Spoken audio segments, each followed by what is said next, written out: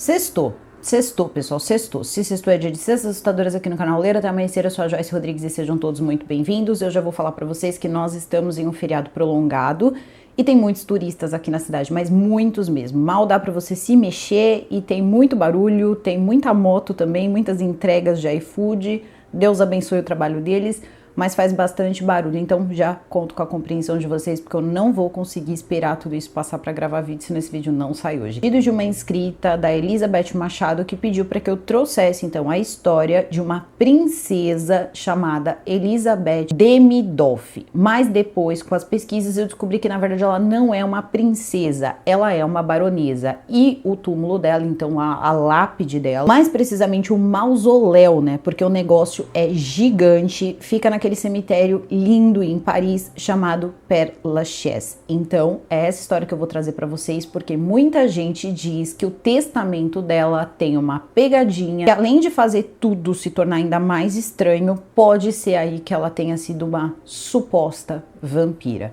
Acreditamos nisso? Nem sempre, ou às vezes, claro que não. Pode até mesmo ser uma lenda, isso nunca ter acontecido, mas hoje a gente vai acreditar, porque assim a história fica muito melhor. Então, fique comigo, aproveita e deixa o like de vocês logo agora no começo do vídeo, que é bastante importante. Também verifique tua inscrição, teu sininho de notificação e também me segue lá, você sabe onde, no @JoyceRodriguesOficial, por lá eu sempre notifico vocês quando sai vídeo novo. E caso você tenha um tempinho para me marcar, eu também tiro um tempo para repostar. Então agora eu vou chamar a vinheta e a gente já começa. Então, Penny e Jack, vinheta.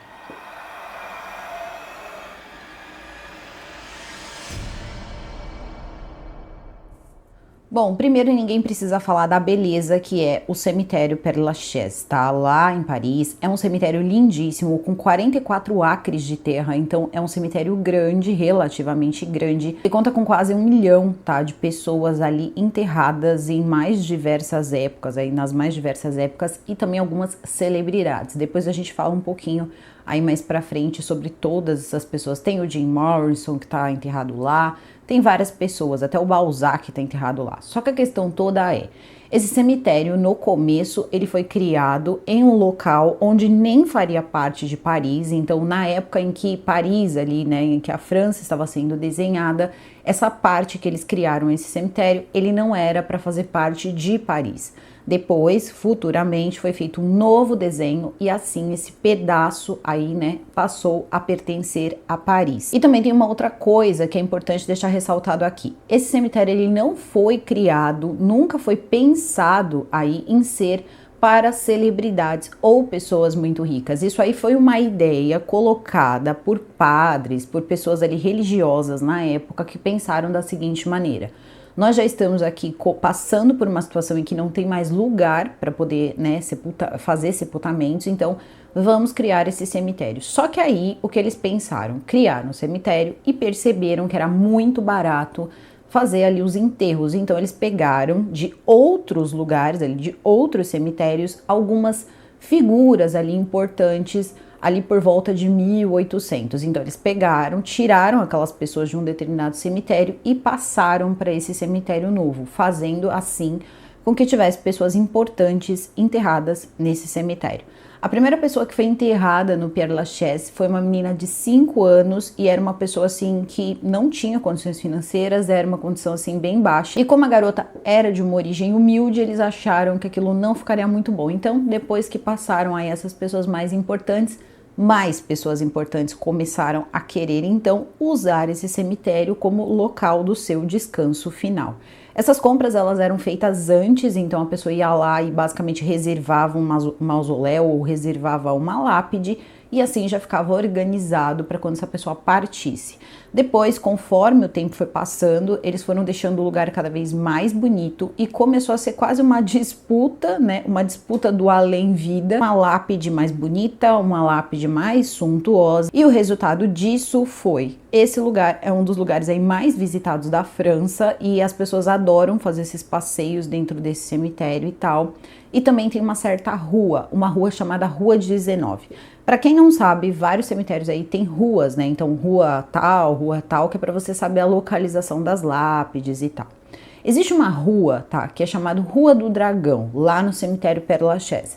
Então essa Rua do Dragão, na verdade, é porque tem ali, como se fosse ali a primeira lápide da Rua 19, que seria essa Rua do Dragão, um lugar que tá escrito algo como O Conde, tá? Tá em outro idioma, acho que é Laco, algo semelhante a isso, e algumas pessoas dizem o seguinte, que na verdade o Vlad Tepes, o Conde Drácula, Vlad Tepes, ele nunca teve o seu corpo aí encontrado. Então dizem o seguinte, que as pessoas que acreditavam ali, né, em todos os poderes que o Drácula tinha, em todas as vezes que o Drácula manifestava o seu vampirismo e trazia adeptos, dizem aí que ele tinha adeptos na época dele e tal. Nós estamos falando aqui de lendas, tá? Histórias. Então eles acreditam no seguinte, as pessoas pegaram, tá, o corpo do Vlad Tepes e levaram para esse lugar. Agora, o que não fica explicado é o seguinte, se eles fizeram isso antes ou depois da criação do cemitério, porque no local onde está escrito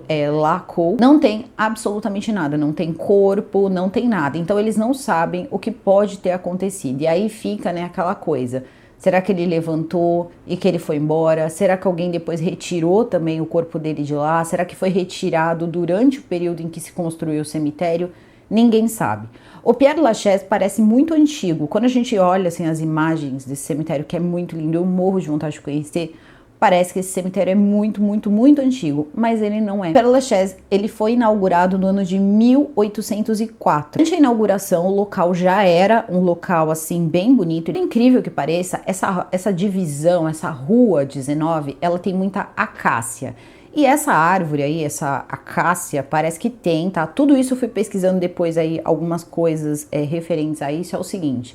Eles acreditam que as acácias, elas significam algo como vida eterna, ou alguma coisa como perpetuar ali o espírito. Eu juro para vocês que eu não consegui encontrar muito mais do que isso em relação às acácias. Eu só tinha essa dúvida porque era muito focado esse negócio das acácias e do quanto isso significava a imortalidade. Tem outros, tá? Tem outras pessoas que eles acreditam nessa rua e que possa ser sim pessoas que tenham ligação com o vampirismo de alguma forma, e também algumas pessoas que acreditam no tal vampirismo energético.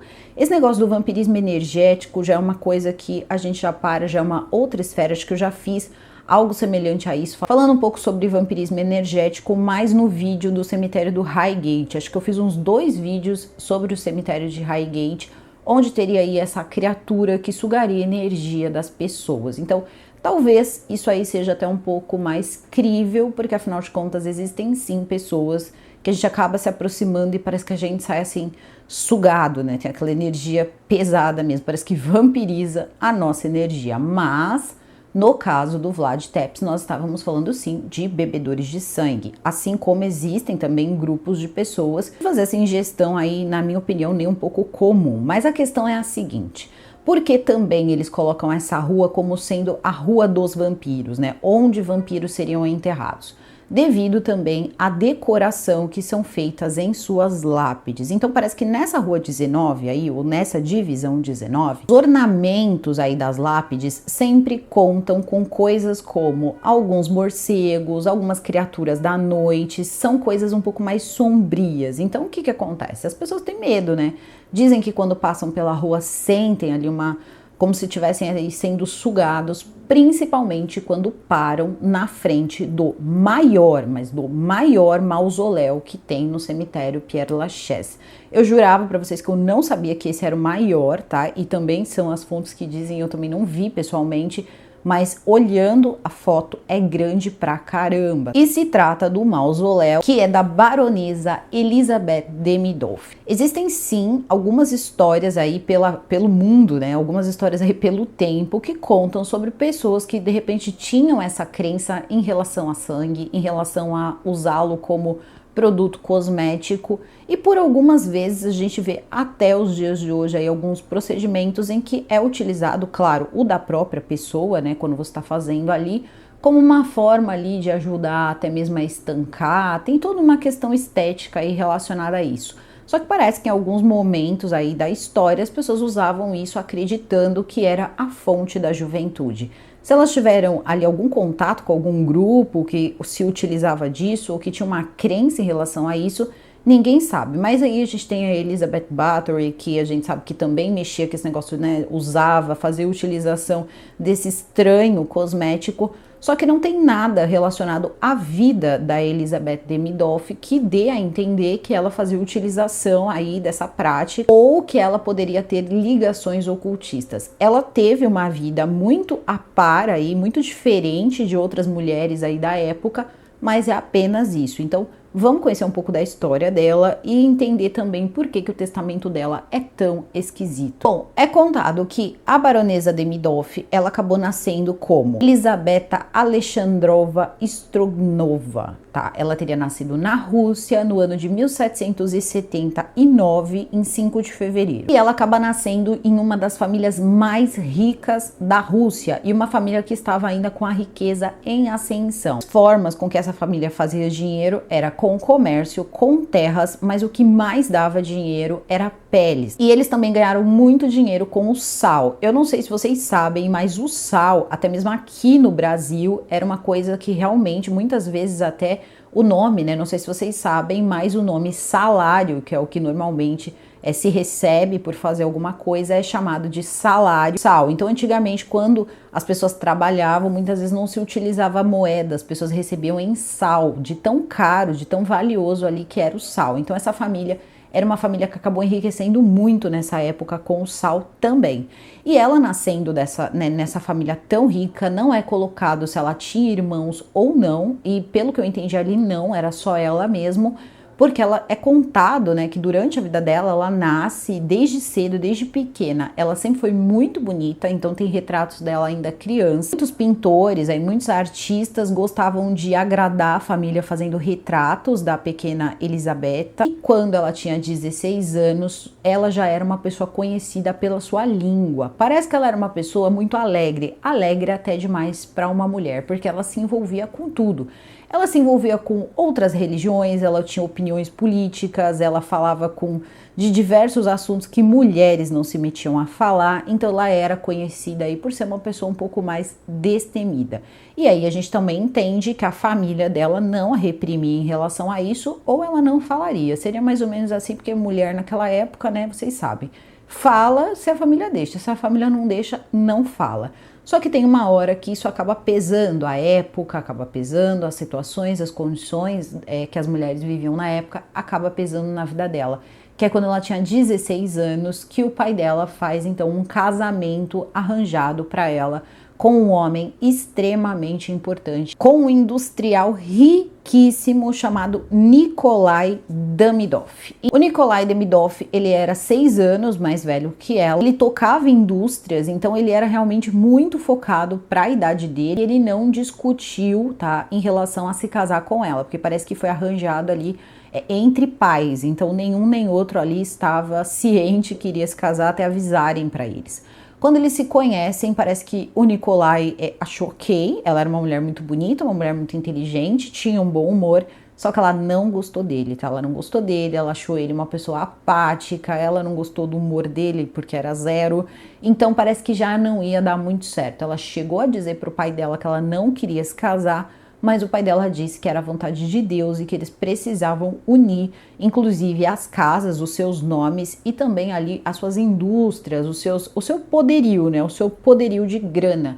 Então ela acaba fazendo esse casamento que era conveniente tanto para a família dela como para a família dele. A questão toda é que eles eram extremamente importantes na Rússia. Então, conforme ali os anos foram passando, essa riqueza ela foi ficando tão grande que eles foram ganhando ali títulos, né? Títulos próprios da Rússia. Inclusive, a própria Elisabetta, ela já era considerada ali filha, né, de um barão, porque na época o czar Pedro teria dado ali o título de barão para o pai dela. A influência com o czar, a influência social dessas famílias, principalmente da família da Elisabetta, era bem grande. E isso a gente já pode perceber que era interessante para todo mundo. Só que as coisas vão começar a ficar um pouco tensas, e quem vai colocar esse ponto de tensão é a própria Elizabeth. Como eu disse para vocês, o Nicolai trabalhava com indústrias, e essas indústrias, elas eram de extração de cobre, de prata e de ouro, então não era pouca coisa não. Aqui a gente tá falando de grana, mas grana pesada mesmo. E aí, com o tempo, ele recebeu ali uma proposta de ser um diplomata da Rússia, mas um diplomata da Rússia em Paris. Então ele sai da Rússia e vai morar então com a sua esposa, com a Elisabetta, em Paris. Por mais que o casal tenha tido 4 filhos, apenas 2 chegou à idade adulta, que foi o Anatoly e o Pavel. Os dois, eles tinham ali uma diferença de idade de uns 4 anos, isso também tudo é a se checar muito profundamente em algum livro histórico ali, ou de Paris ou da Rússia, porque é muito difícil encontrar informações mais precisas. Mas o que se sabe é que os filhos dela, eles não iam muito longe, eles não sobreviviam. Então nasceram 4 filhos, só que desses 4 filhos apenas 2 sobrevivem. Desses 2 que sobrevivem, eles meio que ficam mais afeitos ao pai. O pai estava sempre ali trabalhando, basicamente ausente.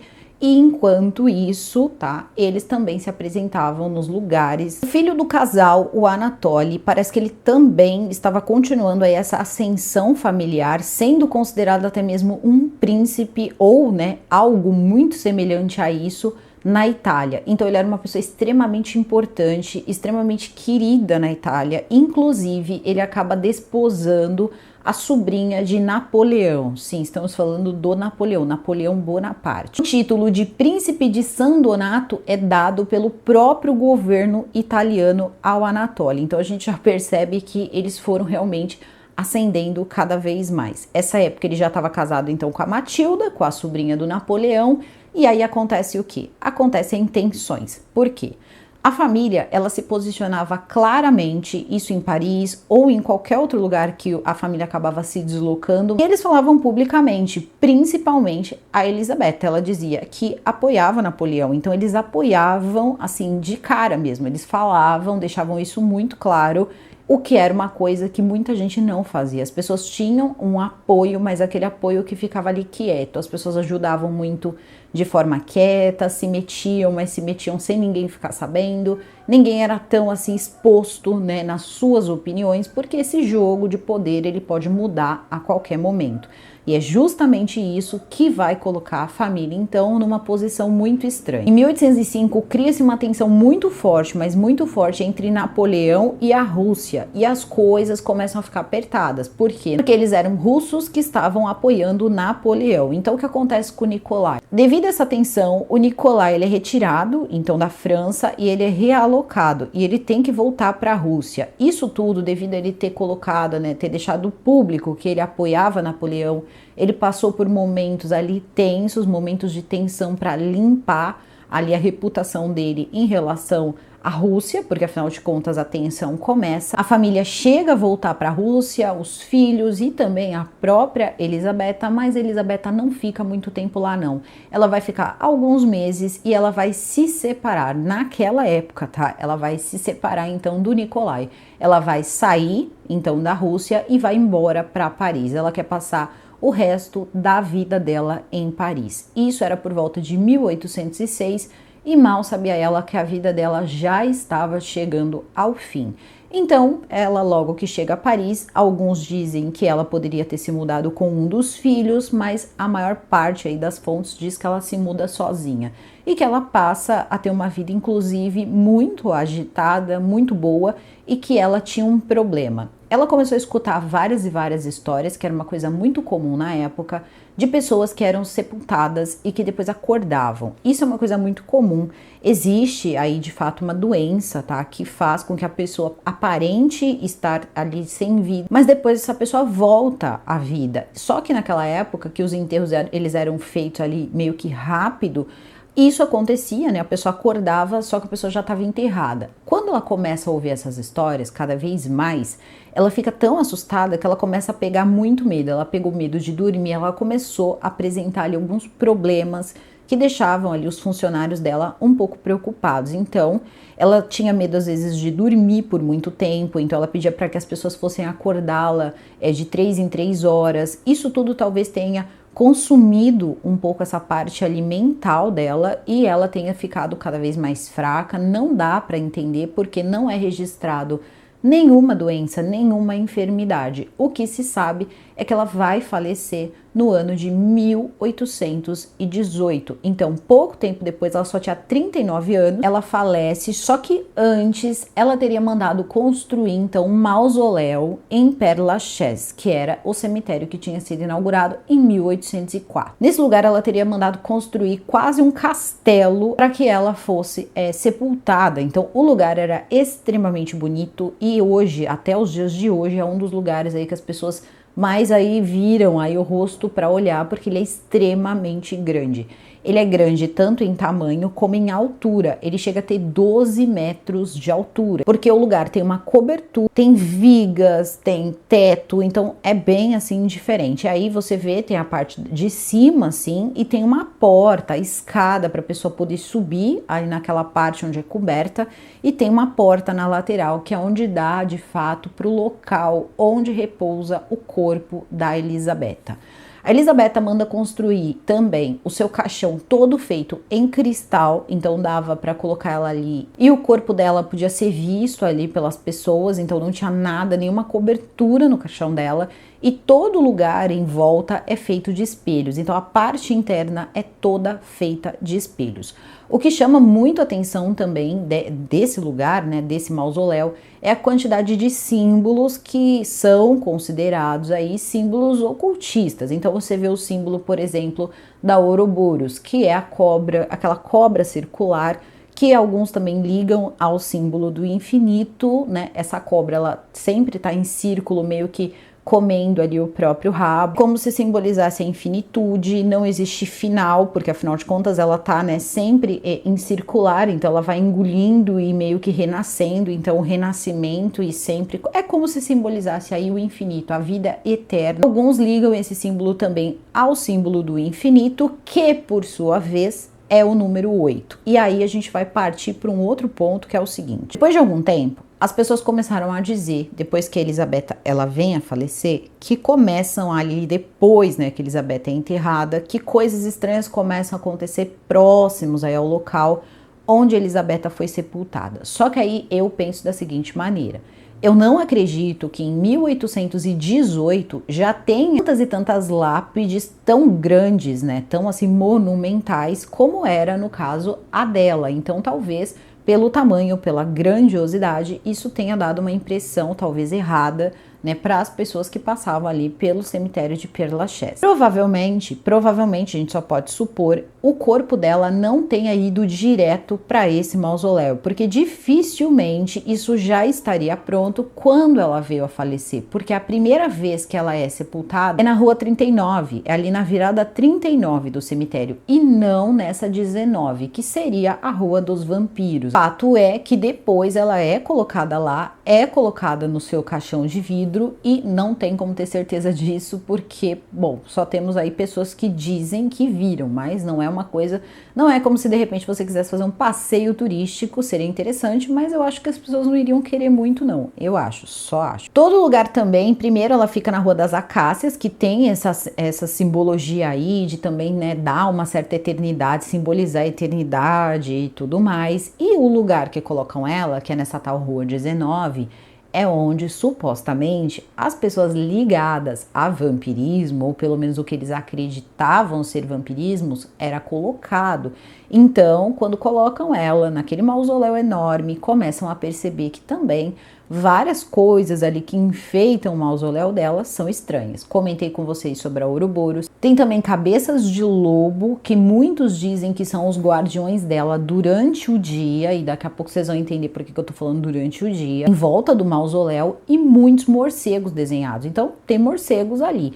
E também a repetição do número 8, porque ela falece no dia 8 de abril de 1818. 3 vezes o número 8 aparece na data ali de falecimento da Elisabeth. Fui fazer uma pesquisa em relação a essa questão do número 8. Eu juro para vocês que eu realmente vi algumas matérias onde falava do caso da Elisabetta e em relação ao número 8, a repetição de 3 vezes o dia do falecimento dela com o número 8, só que eu não encontrei em outras fontes nada que ligava o número 8 a vampirismo.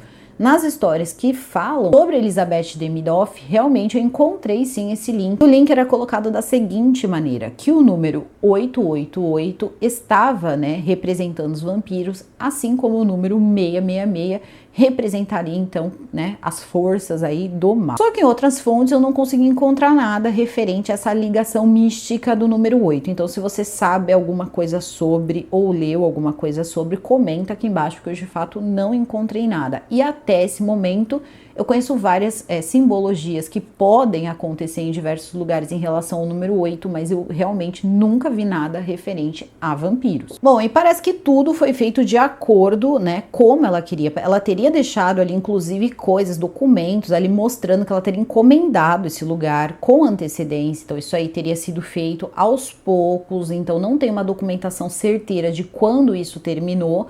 É uma coisa muito antiga e também não é uma coisa tão digna assim de nota, afinal de contas ninguém imaginava como tudo isso se tornaria uma lenda, podemos chamar assim, que perpetuaria por tanto tempo, porque afinal de contas, se a gente parar para pensar, quem é, né, Elisabetta Demidoff? Ninguém tem muita ideia de quem ela é, mas depois do seu falecimento, ela passa, sim, a ser uma pessoa extremamente conhecida em diversos países do mundo. Mas não pelos seus feitos ali, pelo menos não em vida, mas sim pelo que ela faz depois do seu falecimento. Já sendo levada à estranheza total da pessoa querer ficar num lugar ali todo de vidro, né? Ter o seu corpo colocado num caixão de vidro e tal. Alguns ligam, inclusive, essa história, fazem um link ali com a Bela Adormecida e tudo mais, ok, é uma lenda, as pessoas podem ir colocando coisas, só que o testamento dela tinha uma cláusula extremamente estranha. Teria deixado uma quantia de 5 milhões de francos, tá, de francos,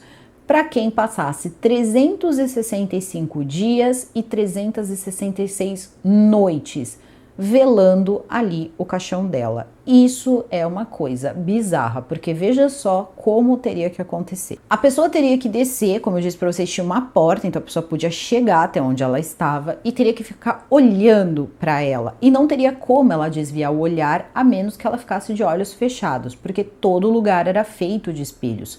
Para qualquer lugar que essa pessoa olhasse, o local de descanso dela apareceria em algum espelho. E mais uma vez, seria de corpo inteiro. Então isso tudo seria uma coisa extremamente bizarra, né? Você fica lá, de repente uma pessoa vendo ela ali, ação do tempo, decomposição e todas essas coisas para você ganhar 1 milhão. Alguns perguntam sobre comida, como é que essa pessoa comeria, como é que essa pessoa, né, iria ao banheiro, por exemplo, não tinha banheiro lá dentro. Então o que acontece? Dentro também ali das coisas que ela teria deixado escritas, que seriam como se fossem requisitos para a pessoa poder receber esse dinheiro, ela poderia receber refeições, então viria um criado que receberia um valor ali em dinheiro para poder fazer esse trabalho de levar comida para a pessoa lá uma vez por dia. Então uma vez por dia ele receberia toda a comida para passar o dia, e essa pessoa ela podia ler, né? Então ela podia ler um livro de frente ali para, né, o local de descanso dela, e também não podia utilizar nada além de uma vela. Eu fico pensando, tá, nessa hora, né, a escuridão é uma bênção, porque se você tem que ficar olhando para aquilo, fica difícil. Então seria o quê? 365 dias e 365 noites em total escuridão, porque aquilo ali era fechado, não tinha janela, não tinha nada,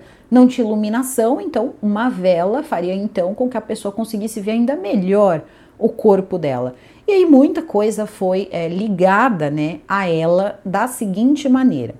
Essa pessoa, né, a pessoa que ficasse ali vigiando ela, tomando conta dela, receberia esse dinheiro. E muitas pessoas começaram a querer ir até o lugar e receber esse dinheiro, homens e mulheres. Só que tem uma pegadinha no meio de tudo isso. E agora a gente vai ter que falar aí, quebrar um pouco essa mística, e aí a gente vê no que acredita. Depois que essas notícias saem, e parece que saem no jornal, como se fosse assim, olha, venham aqui porque essa mulher tá distribuindo esse dinheiro de quem ficar aí com um tempo aí, 1 ano. No caso, em 1 ano você podia fazer 5 milhões de francos, e era dinheiro pra caramba. Vamos combinar que hoje aí seria em torno aí de $1 milhão. Pelo menos essa é a conta mais ou menos aí por cima que eles fazem. Pessoas do mundo inteiro começaram a ir lá na prefeitura, ir lá no país, ir para Paris, mandar cartas. Eram tantas cartas, mas tantas cartas que eles mandavam de pessoas que queriam ir, que simplesmente teve uma hora que a prefeitura, que todo mundo ali que era responsável pelo cemitério começou a ficar tão abarrotado que eles tiveram que contratar funcionários para poder ler as cartas, retirar as cartas. Algumas pessoas, parece, conta-se, né, aqui na lenda que muitas pessoas foram até o local, que as pessoas enlouqueciam quando desciam até o local e não aguentavam ficar mais do que 3 dias. Parece que teve um padre que acabou dando o seu relato, e tudo é à base de relatos, depois nós vamos entender por quê. Ele disse o seguinte, que ele ia descer até o local e que ele permaneceria pelo ano inteiro, mas ele não ia ficar com o dinheiro. Parece que ele ia doar o dinheiro, ele ia fazer alguma coisa lá com o dinheiro. Eles só queriam ter certeza que o dinheiro seria pago. Isso era uma coisa que eles perguntavam sempre. Só que a questão é a seguinte, o padre não conseguiu ficar 3 semanas. Em 3 semanas, ele saiu de lá completamente enlouquecido, começou a quase destruir a porta do mausoléu para conseguir sair e não podia falar com ninguém, teve que esperar o momento em que o rapaz que ia levar a comida lá chegasse para que ele pudesse fugir, porque além desse momento em que o criado ia lá levar alguma comida para a pessoa que estava lá dentro, a pessoa tinha direito ou no começo da manhã, na primeira hora que o sol nascia, ou à noite, somente nessas horas, a pessoa podia ficar 1 hora ausente. E aí eu me pergunto, tinha que ter alguém vigiando, porque você precisava vigiar se essa pessoa ia ou não sair, quanto tempo essa pessoa ia ficar fora. Isso estava parecendo um pouco estranho. De onde ia vir esse dinheiro? Quem ia tomar conta aí desse, né? Vamos colocar aí desse legado, porque demandava aí um pessoal aí indo, voltando, sendo servido. Então tudo isso era uma coisa estranha, pelo menos estranha. Porém, a gente não sabe o que estava escrito também em todo o testamento. De repente ela podia ter destinado, sei lá, um escritório ou alguma coisa para tomar conta disso, mesmo que ela tenha falecido numa época aí, né, 1818, não dava para saber aí o que podia ter acontecido. De repente um acordo com a administração do próprio cemitério, de fato não dá para saber.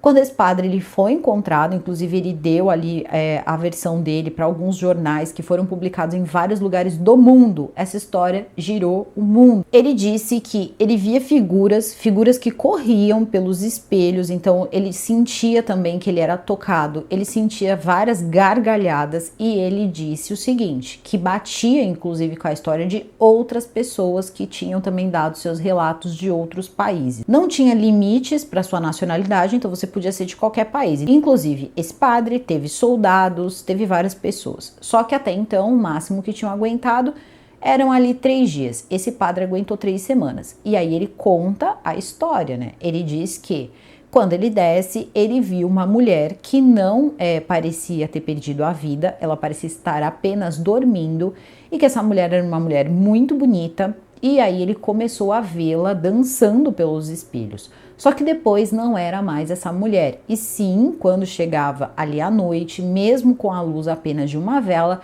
ele conseguia ver essa moça dançando, né? Via a Elizabeth dançando pelos espelhos, e ele começava a ouvir barulhos, como se fossem barulhos de algo que estava sendo tragado, assim, um barulho de algo que sugava, e ele começou a sentir muito medo, ele começou a fazer muitas preces, mas o máximo que ele conseguiu ficar lá foram 3 semanas. Ele ficou muito afetado com essa experiência, não conseguiu cumprir e acabou dando o seu relato. As histórias, elas não paravam. As pessoas tentavam e tentavam e tentavam ir lá, tá? Ficar esses dias lá. Então, ninguém dava conta de ler todas essas cartas.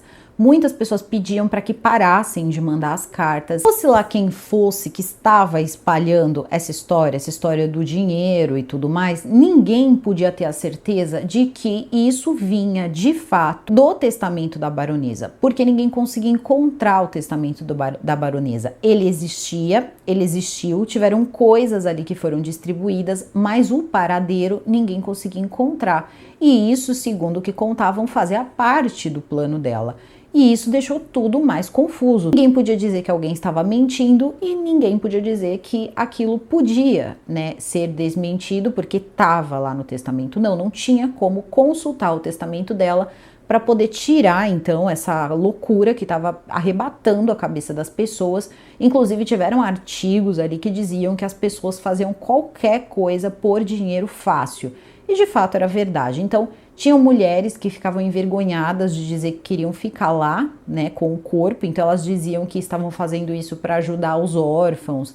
Tinha de tudo ali, todo tipo de desculpa para ficar, então, né, lá dentro do mausoléu. Só que tudo isso estava virando uma verdadeira loucura. Só que há quem diga também que também o próprio cemitério Père Lachaise quis o seguinte, que aquilo também continuasse um pouco e dava conta de colocar funcionários e tal, porque começou a trazer também um pouco de visibilidade para o local. Muitas pessoas começaram a ouvir falar, né, do cemitério Père Lachaise depois dessas, vamos colocar, dessa loucura toda em relação ali ao mausoléu. Talvez isso possa ter sido alimentado, talvez, só que o fato é que ela já estava em um lugar que as pessoas não gostavam de ir, que era essa ala 19, essa Rua 19, que era a Rua do Dragão. Tinha esse nome, inclusive, devido ao Vlad Tepes e toda ali a teoria de que o Vlad Tepes teria ficado ali naquele cemitério por um tempo e todas as coisas aí que envolvem. Tem vídeo, tá? Aqui do Vlad Tepes. Não é um vídeo longo, é um vídeo mais curto, foi bem no começo, então vocês, se quiserem, também podem assistir aí o vídeo do Vlad Tepes. Depois de tantos artigos, o que acontece é o seguinte, um homem vai começar a fazer uma pesquisa. Era um homem chamado Chris Woodward. Ele era um inglês que tinha feito o livro Vitoriano dos Mortos. Então ele escreve esse livro e começa a fazer pesquisas referentes então a essa baronesa. E ele descobre que essa notícia surgiu por um jornal chamado Daily Tribune no dia 25 de fevereiro de 1893. Então, 1893 para 1818, que foi o falecimento dela, eram muitos anos, então aquilo começou a deixar ele um pouco assim desconfiado. E foi cada vez mais fundo e foi atrás dessa primeira matéria então.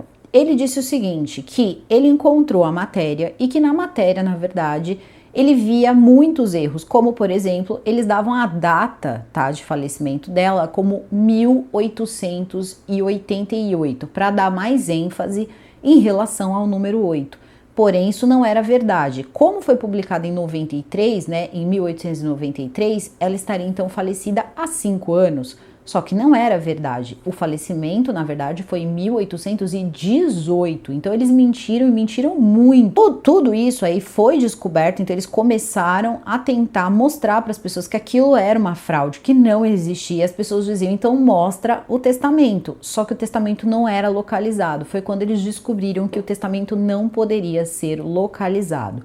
Acabaram falando, acredito que com alguns parentes, algumas pessoas, e parece que era também parte do testamento que depois de lido, o testamento não podia mais ser recuperado. Então ninguém podia ter certeza se ela colocou aquela questão de ficar com ela lá 365 dias e 365 noites ou não. Então tudo isso aí também, né, ficou em aberto. San Francisco Morning Call, ele coloca a história como sendo uma farsa. Então ele começa a espalhar aí, começa a ser espalhado que aquela história era uma farsa. Só que tinha um porém.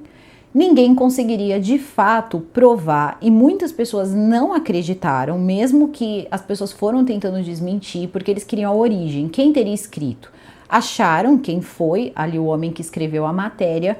Só que eles perceberam que era o seguinte, era um período em que não tinham muitas notícias a serem dadas, as pessoas estavam por algum motivo comentando sobre o cemitério Père Lachaise, de como era estranho o mausoléu da baronesa. Então aquilo pode ter dado aí uma ideia, né, de ir procurar alguma coisa sobre a baronesa e criar esse artigo em 1893. Só que aí em 1894 ele é desmentido.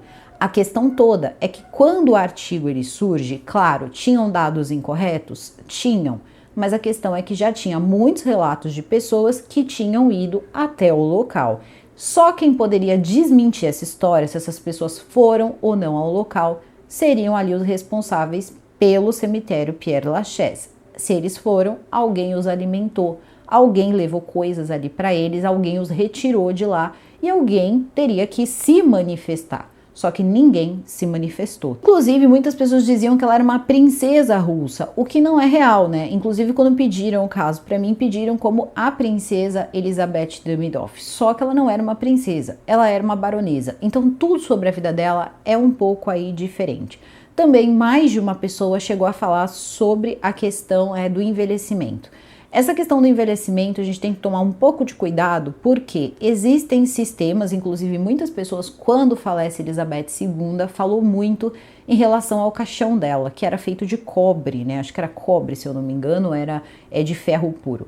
Dependendo da forma com que a pessoa ela faz o total isolamento ali de onde ela vai ficar, isso retarda muito também essa parte aí da decomposição, porque se for retirado o ar, aí complica, né, essa parte toda aí de se decompor, então não dá para ter certeza.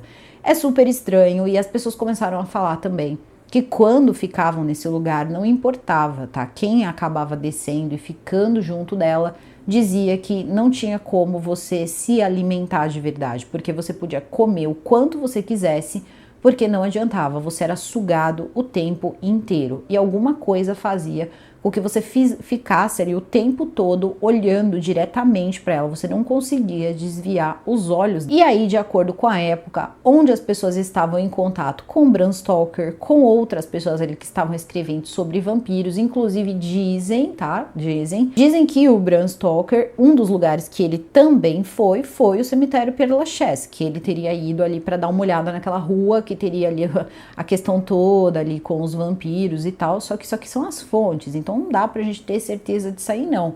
E que ele acabou se inspirando e tal no Vlad Tepes e tal, isso aí todo mundo sabe, entre outras histórias. E há pessoas que acreditam que na verdade foi um vampiro que ditou a história do Drácula de Bram Stoker para o Bram Stoker, o que também não faz sentido, porque se você ler friamente o livro do Bram Stoker, você vai ver que tem algumas falhas em relação a lugares, tá? Então, assim, tem uns locais ali que você vê que ele era só um escritor bom, mas que também não era, assim, uma coisa como se, de repente, um vampiro de verdade, não tinha falha nenhuma. O que é impossível, tá? Todo livro tem uma falha ou outra, isso é uma coisa normal. Mas se um vampiro de verdade estivesse ditando isso pra você, dificilmente isso aconteceria. E aí muitas pessoas começaram a levantar um pouco sobre a vida dela e o que se sabe foi aquilo que eu contei pra vocês, que ela tinha muito medo dessa questão toda de você ser enterrado e não estar de verdade sem vida. E muitos diziam que na verdade isso estaria no testamento sim, porque ela teria criado verdadeira aversão por tudo que era referente a enterros e ela sempre ficava tentando se certificar se as pessoas elas estavam mesmo sem vida. E essa era uma época complicada em relação a isso. Quando eles descobrem que que existem pessoas que vão para os seus túmulos e tal, e que acabam acordando, primeiro eles imaginavam que essas pessoas eram vampiros. Então o que eles faziam, né? Eles acabavam às vezes trocando a lápide ou fazendo alguma coisa, ou vendo lápides quebradas, eles iam olhar e a pessoa estava em outra posição. Isso não seria possível, óbvio, porque afinal de contas essa pessoa estava sem vida. Só que aí eles descobrem então esse problema, né, que a pessoa podia ter. Então eles começaram a fazer o seguinte: sininhos na parte de dentro ali, né, do caixão, para que a pessoa pudesse tocar caso essa pessoa ainda estivesse viva. Isso também foi muito ligado aos vampiros. Eles diziam que colocavam aquilo para poder alertar, caso a pessoa fosse um vampiro, o sino se tocaria e assim eles saberiam que ali tinha um vampiro. Só que na verdade não, as famílias às vezes colocavam isso com medo, né, que isso acontecesse. Então eu acredito que na época as pessoas imaginavam que isso era muito, mas muito mais normal do que hoje a gente sabe que não é assim tão normal. E familiares que não moravam na mesma cidade que o seu parente e acabavam fazendo ali o enterro dela, eles colocavam sempre ali uma forma, uma adaga ou alguma coisa ali dentro para que caso a pessoa acordasse, ela não ficasse em sofrimento e pudesse acabar com o seu sofrimento. Então as histórias que giravam em torno da época em que essa Elisabetta Demidoff estava viva eram muitas, então ela pode sim ter ficado com esse medo e ter colocado aí, de repente, um prêmio para quem fosse ali ter certeza de que ela não estava mais viva. E isso acabou dando margem para muitas e muitas histórias referentes a ela. A questão toda é que se você olhar ali a rua mesmo, né, ali essa ala 19, Visão 19 ou Rua 19, que é a Rua do Dragão, a Rua dos Vampiros, ou seja lá como as pessoas costumam chamar, cada pessoa chama de um jeito, é o seguinte: elas são muito parecidas em alguns aspectos, muitos utilizando gárgulas, como é o caso dela, né, gárgulas que soltam ali água pela boca e tal. Tem a questão também de ter a desconfiança do vampirismo, de serem vampiros, tem toda a questão do Vlad. e as pessoas não se sentem bem passando ali, as pessoas se sentem com fraqueza, como se elas não tivessem comido, elas passam mal, e aí eu posso dizer que isso pode ser medo, né, também, porque você escuta, primeiro que você já tá num lugar que não é um lugar onde você vai encontrar pessoas vivas, tá? É muito bonito, é histórico, é lindo, tem pessoas incrivelmente famosas ali enterradas, como é o caso do Jim Morrison, até Edith Piaf, gente, eu amo Edith. Edith tá lá, só que assim, você tá num lugar ali, vamos colocar assim, pesado, né? As pessoas elas estão sem vida. E aí de repente você vai para um lugar que ainda tem essa fama, né, que é essa Rua das Acácias aí, e também conhecida como Rua do Dragão. E você tem supostamente a ideia de que aquelas pessoas podem ser vampiros, pessoas que se alimentam de energia, sangue, seja lá do que for. Então isso pode deixar assim uma pessoa com um pouco de medo. E aí o que acontece? Se você sente medo, você pode ter uma queda de pressão, você pode ficar nervoso, você pode ter vários sintomas no seu corpo devido ao medo. Então a gente também pode olhar por essa parte aí física, que é uma coisa normal. Agora, que é estranho, é estranho. O que as pessoas não conseguem entender é essa proibição em mostrar o testamento verdadeiro. Ou esse testamento não existe mais, ou esse testamento nunca existiu, ou de fato era para se perpetuar essa lenda. De repente, ela poderia ser, uma vez que não se sabe, isso no caso, é uma conjectura minha. De repente, ela era uma mulher tão assim engenhosa e uma pessoa que gostava de pregar peças que ela queria, no caso, uma coisa muito grande, muito bonita, que representasse ali quase como se fosse um mausoléu de uma princesa, e pode ter pensado em cada detalhe desse aí para que as pessoas pudessem criar mesmo um imaginário sobre ela e fazer com que ela tivesse, de repente, a importância que ela poderia aí entender que ela merecia, que seria de uma princesa, como no caso é como chamam ela, de princesa, quando na verdade ela era uma baronesa. De certa forma, não deixa de ser uma espécie de imortalidade, uma vez que o seu nome não é esquecido. E enquanto esse lugar que tem mais de 1 milhão de pessoas ali sepultadas, ela ainda é um dos lugares aí que as pessoas olham e param, pelo menos para perceber, param para matar um pouco a curiosidade, porque se tornou uma história muito conhecida. E se vocês pensam que as pessoas desistiram, vocês estão muito enganados. Cartas ainda estão sendo enviadas e cartas ainda foram enviadas, pelo menos registradas, até 1987. Então, assim, ainda existiam pessoas querendo saber se esse dinheiro ainda estava disponível. Então, por algum motivo aí, pode ser até que o dinheiro ficou disponível uma hora, de repente a administração do Père Lachaise disse assim, olha, vamos dizer aí que não tem mais dinheiro, assim a gente fica aí, dá uma arrumada aqui nesse lugar, é um lugar que ficou turístico, tá tão bonito, acabar com essa graça toda, porque isso aí pode sim virar uma bagunça. Tiveram momentos que eles passaram por situações difíceis, onde pessoas se aglomeraram no local, um lugar ali quase que para visitação e também para algumas esferas da elite, então já não era mais tão legal um monte de gente aí querendo descer num mausoléu para ficar com uma pessoa que estava lá desde 1818 para receber uma grana. Então, se você já viu, se é estranho mesmo, se essa rua é esquisita, se não é esquisita, se tem essa energia estranha, porque eu morri de vontade de ir, muito sinceramente. Tenho possibilidades financeiras? Não, não tenho, mas eu sei que tem gente aqui que já foi. Então comenta aqui embaixo aí o que vocês acharam desse lugar. Eu acredito que só a questão toda do próprio cemitério já daria um vídeo, né? Porque eu achei fascinante, acho fascinante. Também trouxe essa história por fazer aí, poder falar um pouquinho sobre esse local. Aí, se futuramente vocês quiserem, tiverem aí sugestões, coloquem aqui embaixo se vocês querem que eu fale desse local. Tem algumas coisas aí referentes a esse cemitério também, em outros lugares, outras histórias e também com as pessoas que estão lá. Comentem aqui embaixo. Não deixa também de conferir o vídeo de segunda, o vídeo de quarta, tá bom? Eu sei que vocês estão curtindo aí o feriadão, mas depois dá aquela maratonada. Eu vou ficar postando lá nos stories para vocês não esquecerem, tá bom, gente? Eu vou ficando por aqui, o vídeo fica por aqui. Eu desejo a todos vocês um excelente final de semana. Super beijo e até o próximo vídeo.